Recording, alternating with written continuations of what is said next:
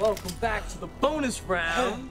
And just like Harry said, Spidey Squad, welcome back to the bonus round of Spider-Man PS4 101. So, welcome back, true believers and spectacular Spidey fans, to another episode, which I thought would not happen again for Spider-Man PS4 101, because of how I thought that the Yuri Watanabe / The Wraith video would actually be the last episode of Spider-Man PS4 101, and then it hit me. We did Mr. Negative, we did the Inner Demons, we did Yuri Watanabe, but we didn't do Peter Parker. And obviously, we all know Peter Parker, we all know he got bit by a spider, and we all know he has superpowers, and we all know what he can do as Spider-Man, obviously, but you may have not heard or absorbed all of the information that Insomniac Games have provided to us on their Twitter page and in their E3 interviews about their version of Peter Parker, about their specific iteration of Peter Parker, about how they are incarnating Peter within Spider-Man PS4's narrative, how he is different in this game compared to how he is in the comics, or what the main version of Peter is in the comics, what we all like him to be in the comics, and how their version of Peter may be a bit different compared to the one that we just saw recently in Spider-Man Homecoming, again with the recent launch of the new Spectacular Spider-Man comic book series, and mainly the main version of Peter Parker where he works at the Daily Bugle. He sometimes does odd jobs on the side, and he has to make ends meet pretty much. That's the classic Peter Parker that we all know and love. But their Peter Parker, Insomniac's Peter Parker, is a diamond in the rough. He is going to be a really cool new incarnation of Peter that we haven't seen before, and really, this is going to be a shorter Spider-Man PS4 101 episode because I wanted to take a little bit of time just to inform you guys and the rest of the Spidey Squad members exactly how Peter in Spider-Man PS4 is going to be a really cool version of Peter. So first off, we're going to talk about the voice actor portraying this beloved character, and that is Yuri Lowenthal. And strangely enough, Brian Intar was in an interview recently, and the interviewer asked him who is actually portraying Peter Parker in Spider-Man PS4, and he said, I can't really talk about that, but it's strange because obviously we can identify that the voice actor for Peter is Yuri Lowenthal, which if you don't know, he has voiced Sasuke from the English dub Naruto series, Teenage Ben 10. He has actually also voiced Spider-Man in Spider-Man Unlimited, the mobile game, and The Amazing Spider-Man 2, the mobile game. So this is Yuri's first ever appearance as Spider-Man in a console game for Spider-Man. This is his kind of big debut on stage, as his acting chops can portray how great of a Spider-Man he can be. And in interviews, again, Brian Intar has said that Yuri really is developing a sense of who Peter is. He really wants to get in the role of Peter, just like Tom Holland was, where he actually went inside a New York City science school to prepare for the role of Peter Parker in Spider-Man Homecoming, which I thought is really cool. Yuri is doing the same thing, but since he's a voice actor, he's not going to go in New York City and just, walk around the city street. He's just really enveloped within the narrative of the story. He's really trying to get that sense of how Peter would say a certain line and how Peter would deliver a certain line compared to how he is fighting crime as Spider-Man. And really, to kind of build off that, Peter in the game is much more experienced. He's in his prime. He is an adult. He is 23 years old. That is his official age in Spider-Man PS4. He is, in fact, 23 years old. He has been Spider-Man for 8 years, which means he got bitten by the spider at age 15, and during this time, he's met a lot of his famous foes that we know, like we saw with Kingpin. Kingpin and Spider-Man really seem to have that relationship already, where Peter says, oh, hey, Willie, since he already seems like he kind of messed with Kingpin already from time to time, since it's been 8 years, they've most likely had a lot of run-ins with each other, and now with this new guy, Mr. Negative, coming onto the scene, he's really shocked that Martin Lee is actually the one who is Mr. Negative, and it's really interesting because of how Peter's life and Spider-Man's life, when they collide, those are the best stories that those two characters can possibly have with each other, and that is the theme for Spider-Man PS4. And what we see in that one scene where he actually says Martin Lee instead of Mr. Negative is because of how Martin Lee in Spider-Man PS4 is the owner of the Thief Shelter, which is a homeless shelter in New York City.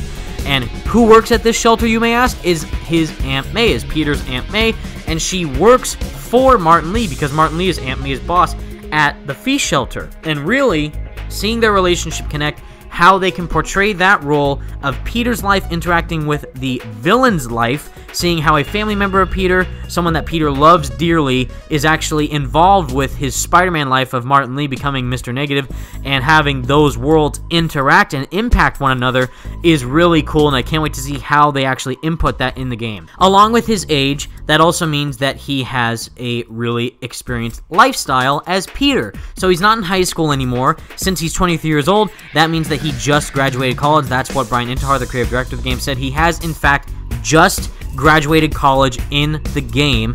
He's trying to make his living by working as a scientist in the game. That is his occupation within the game. He is actually a fully fledged scientist. He's not delivering pizzas or being at the Daily Bugle. That actually is confirmed, by the way, by Brian Intihar himself, is that there will not be any pizza missions or even Daily Bugle missions in the game. At least we don't know for sure with the Daily Bugle, but for a fact, sadly, there will not be any pizza missions in the game.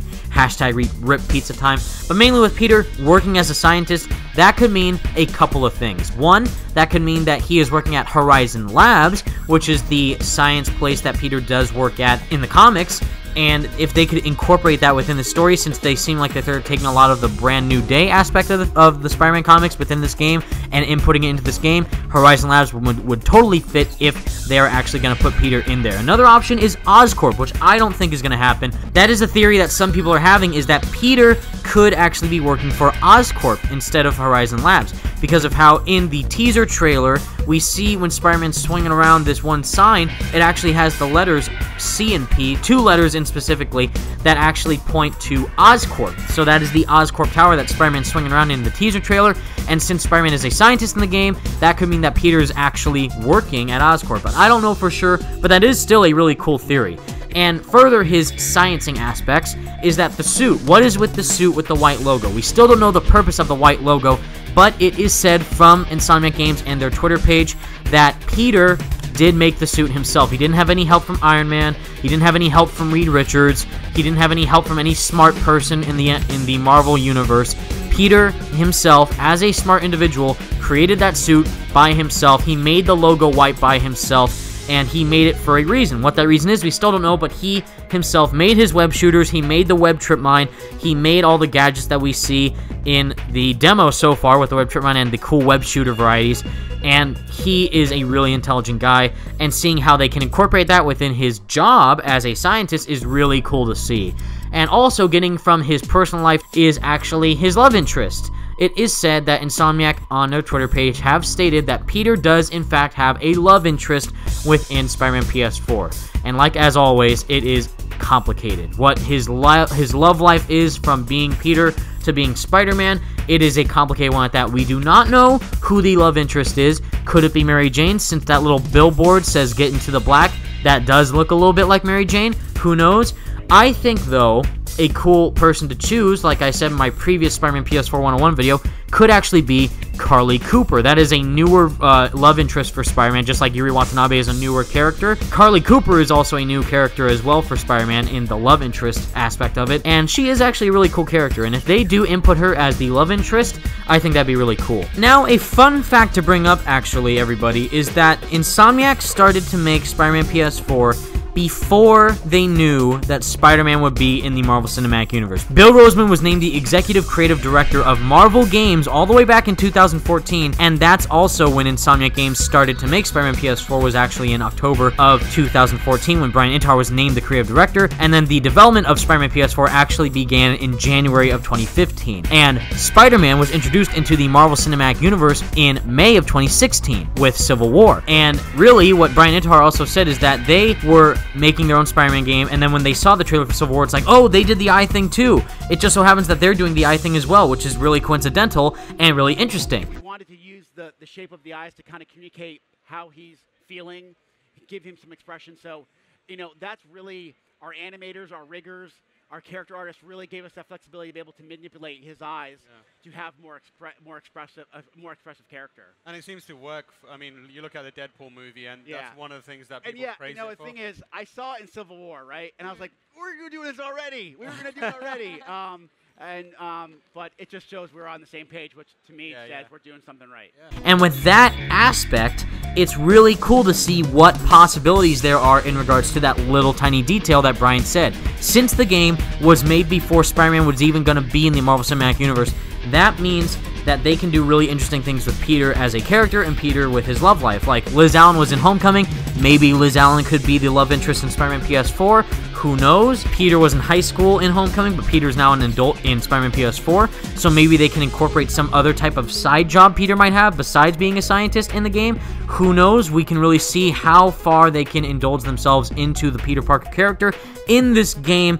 And again, Brian Intihar is an extremely passionate Spider-Man fan. He's probably the biggest Spider-Man fan that we've ever seen so far, and since he's the creative director of this game, it's really awesome to see just how much passion is being poured into the Peter character and being poured into just the Spider-Man narrative overall. And I can't wait to see what they actually do in the game with Peter, alongside of him being a scientist, being 23 years old, having a love interest, and having Aunt May work at Mr. Negative's homeless shelter. So that is it for Spider-Man PS4 101. I do believe this is actually the final episode, Spidey Squad. You know, I just thought of this as the spur of the moment type of bonus episode. Because if you did know all this information already, that's awesome, and I'm super glad that you did all your research. But for the people who may not know everything about this version of Peter Parker, about Insomniac's version of Peter Parker, now you know. And also be sure to stay tuned for more tweets from Insomniac, deciding whether or not they want to keep sharing stuff about Peter Parker or any other type of aspect about the game on their Twitter page, because they are being a lot more vocal now. And also, D23 tomorrow, again, we don't know what it's going to show, trailer, gameplay, concept art, we don't know, but again, hashtag in Insomniac we trust. So that is it for this video, everybody. Stay spectacular, Spidey fans. Thank you so much for enjoying this series of Spider-Man PS4 101. Once again, I do think this will be the last episode, and it was one heck of a fun ride. So again, thank you so much for watching, everybody. Stay spectacular, Spidey fans. Peace out.